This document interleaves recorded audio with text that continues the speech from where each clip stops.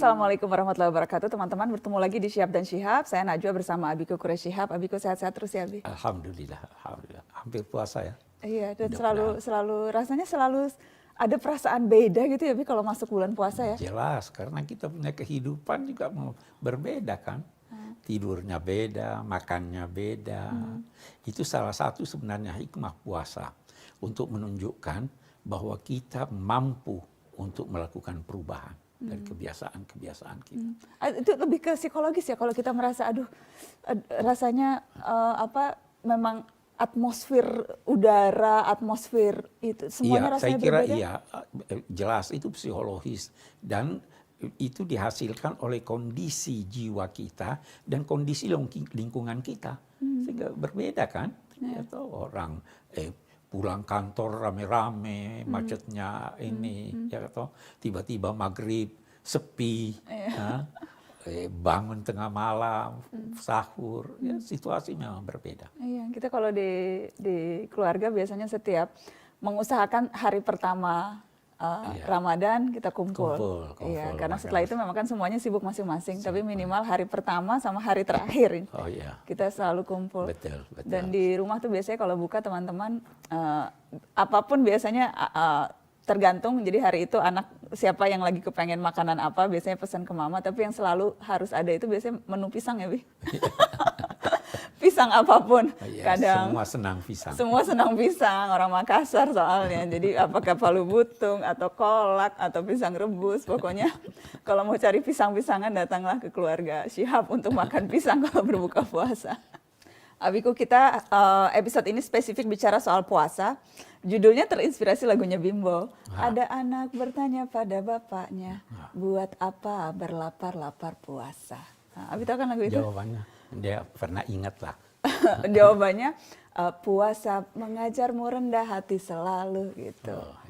Jadi betul itu ya, mengajarkan rendah hati ya? Itu salah satu hikmah puasa, sebenarnya banyak. Mungkin kalau kita bisa berkata, memberi kesempatan kepada perut untuk beristirahat.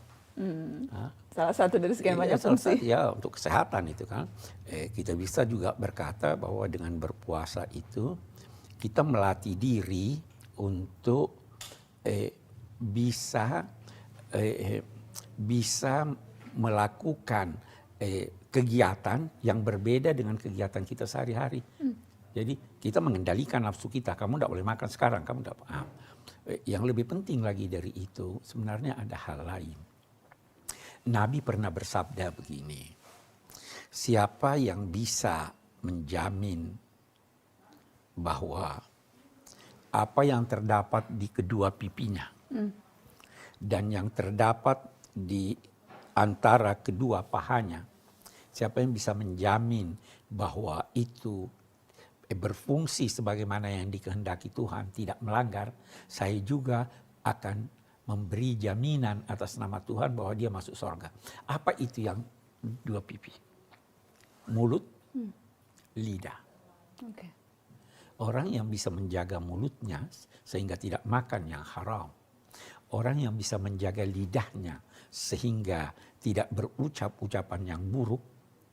Orang yang bisa menjaga dorongan nafsunya sehingga tidak mengumbarnya, itu dia sudah bisa menjamin paling tidak setengah dari ajaran agama. Nah, puasa begitu. Kita dilarang makan, kita jamin tidak ini. Kita dilarang berhubungan dengan pasangan dan sebagainya. Saya kira itu tujuannya itu. Ada firman Allah, Abi, yang menyebut puasa itu untukku. Betul. Apa itu maksudnya? Iya, itu adalah hadis qudsi. Tidak terdapat dalam Al-Quran, tapi Rasul menyatakan bahwa Allah berfirman bahwa puasa untukku dan aku yang akan memberi ganjaran bagi yang berpuasa. Apa yang dimaksud dengan untukku? Paling tidak ada dua makna. Yang pertama, puasa itu dilakukan seseorang semata-mata keikhlasan kepada Tuhan. Orang bisa tidak puasa tapi diduga berpuasa. Orang bisa berpuasa tapi diduga tidak berpuasa. Yang menentukan itu keikhlasan. Maka Allah berkata itu untukku. Karena disitulah tercermin dari pelaksanaan puasa itu keikhlasannya semata-mata karena Allah. Karena dia bisa bohong dianggap puasa, dia bisa berpuasa tapi dianggap tidak berpuasa. Itu satu maknanya. Makna yang kedua, puasa untukku itu begini. Islam menganjurkan umatnya untuk meneladani sifat-sifat Tuhan. Tuhan Maha Pengasih, jadilah pengasih. Tuhan Maha Kaya, dalam arti tidak butuh sesuatu, kurangilah kebutuhanmu. Tuhan Maha Mengetahui, belajarlah dan sebagainya. Nah, di sini puasa kita mulai meneladani Tuhan dalam 3 hal pokok menyangkut kebutuhan faali manusia. Tuhan tidak makan. Maka kita berusaha meneladani Tuhan, tidak makan sesuai kemampuan kita sebagai manusia. Tuhan tidak minum, kita berusaha. Tuhan tidak memiliki pasangan, maka kita pun berusaha untuk tidak melakukan hubungan suami istri, bagaikan kita tidak memiliki pasangan, untuk meneladani Tuhan dalam hal tersebut. Sehingga dia katakan, itu puasa untukku, puasa untuk meneladani aku. Hanya tentunya kita harus garis bawahi, meneladani Tuhan itu bukan hanya tidak makan, tidak minum, dan tidak hubungan seks, tapi dalam sifat-sifatnya yang lain pun kita hendaknya meneladaninya sesuai kemampuan kita sebagai makhluk.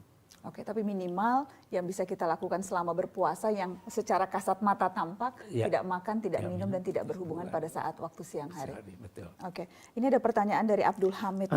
Mengapa cuma diberi waktu 1 bulan, tidak lebih dan tidak kurang? Kira-kira Tuhan Maha Mengetahui, kalau lebih dari 1 bulan ada yang menggerutu. Kalau kurang dari 1 bulan masih kurang. Namun demikian, kalau mau lebih bisa saja. Tetapi itu sudah tidak menjadi kewajiban. Ada puasa 6 hari sesudah Syawal, sesudah berakhir Ramadan, ada puasa Senin Kamis bisa saja. Tapi ini minimal setiap tahun, sebulan, 29 atau 30 hari. Apakah ada riwayat mengapa waktunya sedemikian atau itu sesuatu yang memang? Sebenarnya begini, angka-angka itu kalau ditetapkan Tuhan seringkali di luar jangkauan nalar. Jadi kita terima apa adanya. Jangankan angka-angka atau kadar-kadar yang ditentukan Tuhan, terkadang kadar-kadar obat yang ditentukan dokter kita tidak tahu.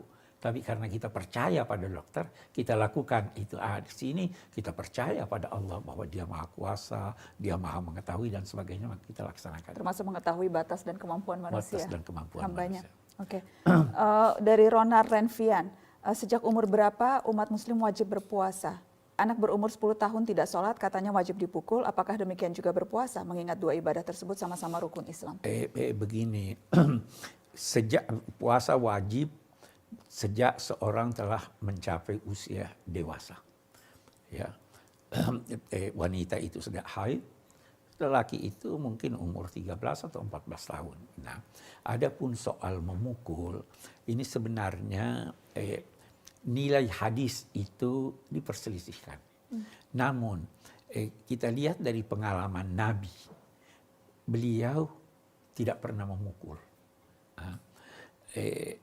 Kalaupun kita akan katakan bahwa ini hadis ini benar dan dianjurkan untuk memukul, maka kita harus lihat siapa yang dihadapi.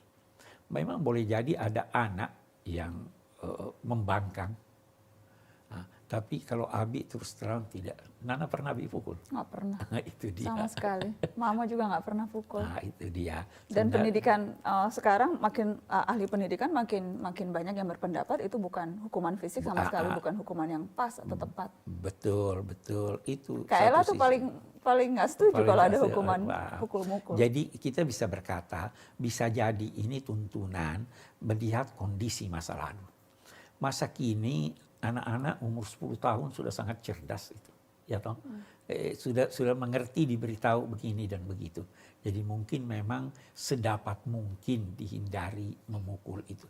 Itu pun kalau memukul tidak mencederai, ya mungkin hanya menarik telinganya sebagai peringatan bahwa ini tidak ini. Oke, jadi usia wajibnya ketika berpuasa pada saat akil balik. Akil balik. Tetapi melatih anak berpuasa? Itu boleh sejak dini, tetapi itu pun juga melatihnya jangan sampai mengganggu pertumbuhan atau mengakibatkan gangguan pada jiwanya. Jadi ya mau ajak dia puasa setengah hari dulu, puasa seperempat hari, puasa 3, saya kira itu. Oke. Jadi begini, sebenarnya ribah itu terlarang, tapi ada kondisi tertentu yang dibolehkan.